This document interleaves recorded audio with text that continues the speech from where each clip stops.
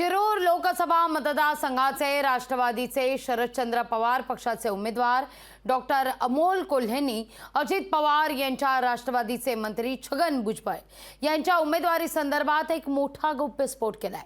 पण हा गौप्यस्फोट करताना अमोल कोल्हेंनी आढळराव पाटलांना पसंतीक्रम काढलाय।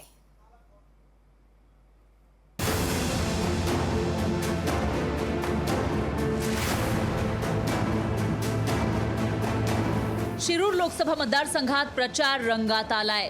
मवियाचे उमेदवार अमोल कोल्हे आणि महायुतीचे उमेदवार शिवाजीराव आढळराव पाटलांमध्ये रोज नवनव्या आरोप प्रत्यारोपांचा कलगीतुरा रंगतोय। अशात आता अमोल कोल्हेंनी त्यांच्या लोकसभेचे प्रतिस्पर्धी आढळराव पाटलांच्या निवडीवरून मोठा गौप्यस्फोट केलाय। शिरूरसाठी आढळरावांना उमेदवारीसाठी पहिली पसंती कधीच नव्हती असा दावा अमोल कोल्हेंनी केला। महायुतीकडून छगन भुजबळांना शिरूरमधून विचारणा झाली होती, पण भुजबळांनी नकार दिल्यानं आढळरावांना उमेदवारी मिळाल्याचा दावा कोल्हेंनी केला।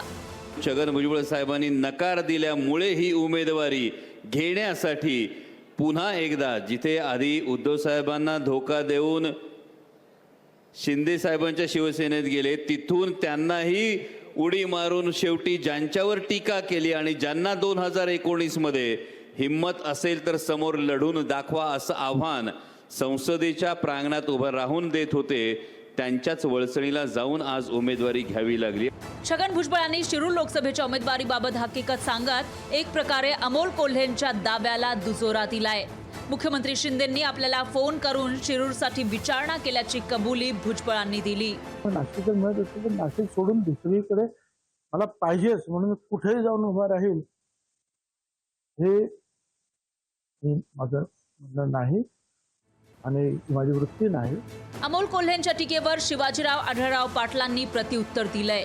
भुजबळ हे राष्ट्रवादीचे असताना शिंदे त्यांची उमेदवारी कशी जाहीर करतील असा सवाल आढळरावांनी केला।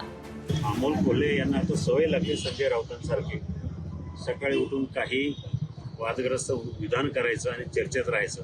त्यांना चर्चेत राहण्यासाठी, कारण मतदारसंघ ते हारले, मतदारसंघामध्ये त्यांना हल्ली लोक वेशीवर अडवतात, त्यांना जाब विचारतात। शिरूरच्या लोकसभा निवडणूक रिंगणात 3 टर्म खासदार राहिलेल्या आढळरावांना एक वेळ खासदार झालेले अमोल कोल्हे टफ फाईट देताना दिसतायत। आता तर अमोल कोल्हेंनी शिवाजीराव आढळराव पाटलांचा पसंतीक्रम काढलाय। त्यामुळे शिरूर लोकसभेच्या या सामन्यात निवडणुकीपर्यंत आणखी कोणकोणते गौप्यस्फोट केले जातात ते बघावं लागेल।